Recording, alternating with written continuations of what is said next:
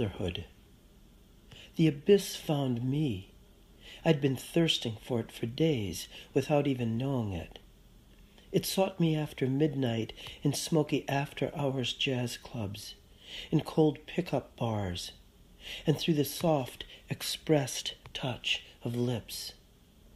Maybe it was attempting to show me that one must give in to the consent and to the expressed abyss of another.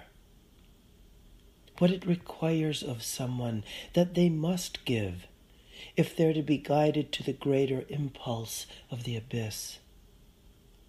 I can't recall moving from the indifferent to the engaged, but that's what the leap into the abyss does. It understands being alive is about the original abode of life, that wellspring, that pleasing, shapeless glimpse into the unknown, making itself expressively known in the self. Didn't it tell me I was just an amorphous shape?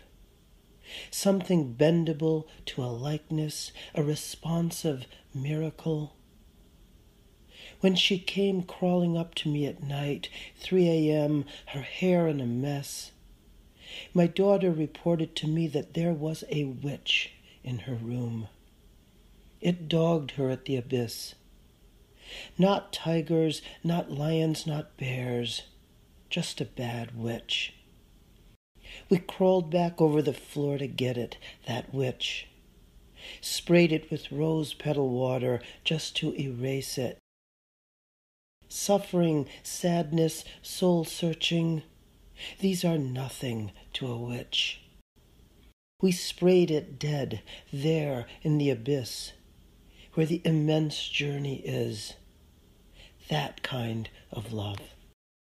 2 portraits of hunger, South Carolina.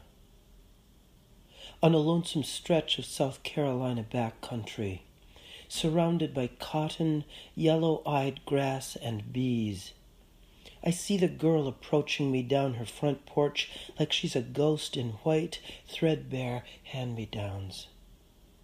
She's carrying a baby in her skinny arms like it's a life-size salamander.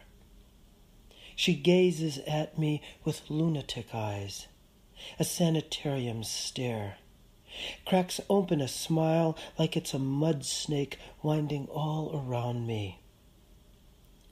What is hunger if we refuse to face it face to face? We are bound together in a ring that neither binds us nor frees itself, and that is the style of our hunger, and it creates these strange loops we live. A boy circles a lonesome party store on a bicycle, does one-wheelers, spits his gum out. Maybe he's 10. His skin black as a hard-shelled mud turtle, eyes green as a large-mouthed bass, river birch arms waving leaf hands at me, like he's in the wind. He lights up a smoke, calls out to me, do I have any extra dollar bills in my deep pockets to give? Blows halos in the air like he's exhaling every thought from his hungry alligator brain. Rides circles around the chiseled road where the party store sits half abandoned like it's a stranded, land-bound boat, just like he's a pirate, a bandit on the hardcore wheel of life. And the girl with the salamander baby in her arms laughs at me like she's insane. Someone the afternoon eats like a hysterical star. Studies inside the consent of a distance. I don't think I ever asked a tree permission to touch it. Suddenly this is hurtful to me, that I could fail a tree so, like never noticing its bark ridges as something of its personal skin or its face, and my fingers simply caressing it, free from any deeper contemplation of it, like studies inside the consent of a distance, without ever even asking for consent. or the water's soft rumpling, just laying so languidly there in its sleep-time morning bed. I never asked it whether I could even climb into it, to swim there in it, within it. Me somehow just giving the vodka of my body over to the lake's smooth likeness in a kind of drunken assumption. Me jumping into this strange water without ever even asking it. Wishing is a kind of trickery. It stirs a naked impulse in us. Even the bird up there above me eyes me warily, like I'd assume power over its wings, its soul. I'm thinking I'm sorry about this, that a bird could mistrust me, see in me that evil wish, that need to take, without consent, its order. Living one's life by the shade of a true love is just a study inside the consent of a distance. That we may exist together is to inhabit, to adore, to ask a blessing of the beautiful at stake here. The world so full of grantings, its faces, its lives. That's all I'm saying, right here, right now. All the trees, the birds, the waters savor it. To love is to consent to the distance of another, and then, by slow degree, come safe closer. This is my promise to the water, to the trees, to the singing birds, and to you. The Angel of the Wonderful. The young woman at the counter, masked by a bandana because of the pandemic, smiled a floral smile with her eyes at me. I'd placed a dozen pink roses before her. She picked stealthily at the faded petals, one by one, removing those dull, wrinkled petals already withered by long days in the cool storage fridge, and I, because I couldn't help my loneliness, offered up to her a comment that on a brand new day I might see the smile behind her mask breaking into a delirium of cardinals catching flame. And she, not missing a point, said, "Oh, you too."